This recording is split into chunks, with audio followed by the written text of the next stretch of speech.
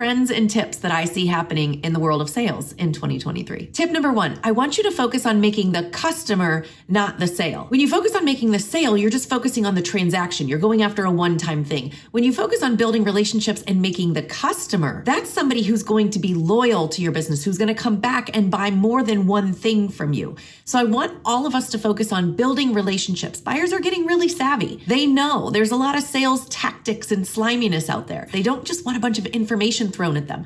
They want to truly have an experience. And that's where we're going to differentiate ourselves in 2023, by providing an experience, by building relationships, by really prioritizing the customer. Tip number 2, prioritize the energy of the sale. There's a lot of strategy, there's a lot of tactics, there's a lot of things that you can follow in order to make sales. But when you're not connected to what you're doing, when you're not being mindful of your energy and how you feel, then there's something really off. The people that you're hoping will buy from you can feel it. So what we want to prioritize is less strategy and more energy. We are vibrating beings. You're attracting what you are. So prioritizing the energy of selling and how you feel means taking care of you first, making sure that you're in the right energy, that the way you feel is on point. We can't operate from a different vibration than we are expecting to attract. And this is so important, and it's something that's kind of overlooked. And a lot of people are like, oh, that's too woo, and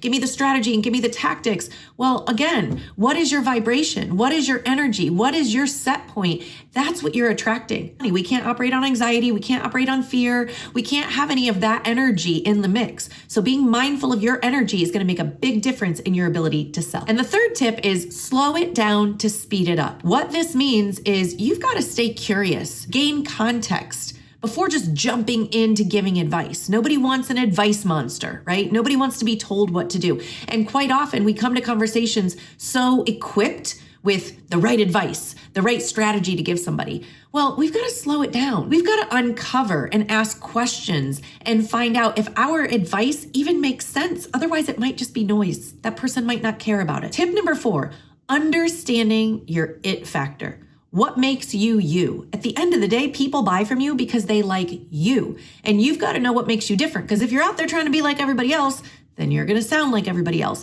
And you've given nobody a reason to choose you over anybody else because you haven't differentiated yourself. What is it that makes you different? What's your freak flag, and are you going to fly it? Because that's going to be more important than ever. Because if you check social media, you're kind of drowning in a pool of sameness everywhere you go. It looks the same, it sounds the same, it feels the same. Why would somebody want to buy from you? They've got to have a reason. And you've got to know that reason, and you've got to believe in yourself.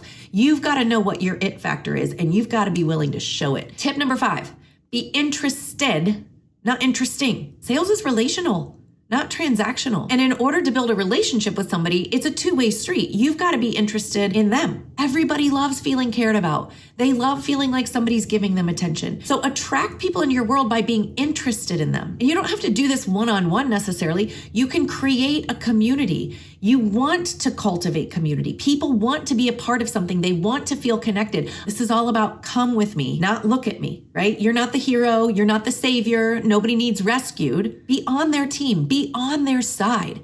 Make it about you and them versus the challenge. And in order to do that, be interested in them. Invite them into your world. Give them a place to feel like they belong and that they feel connected. Tip number 6, if you're not convinced, you can't convince. You can't convince anybody of what you do and what you sell if you don't believe in it. And nobody's going to love it as much as you do. It's like when people say, in order to attract love, you have to love yourself.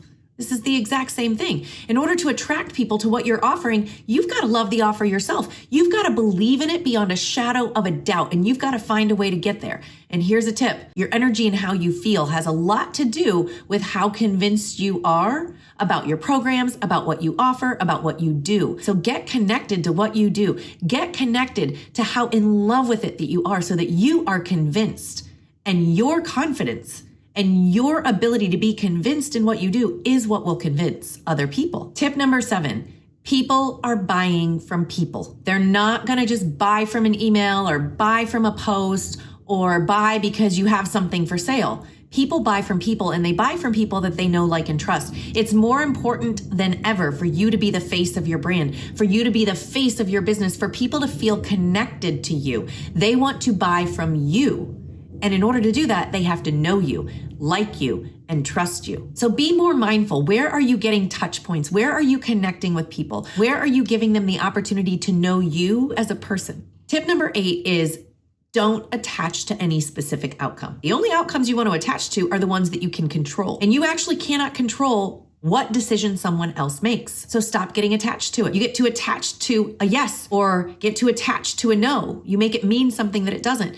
You can't attach to those outcomes. What you can attach to, the outcomes you can attach to, are the ones you can control. Like, how often are you showing up? Where and how are you serving? How many connections do you make each day? Are you getting visible? Are you creating touch points? Are you putting yourself out there? Those are outcomes you can control. You cannot control whether somebody says yes or no to working with you. Because when you show up and you're focused on a specific outcome, then it gets all wonky and weird. Your energy gets weird. And then you're kind of only seeing from one lens and you're not able to step back and see the full picture of what's going on in your conversation because you're so attached to that one outcome.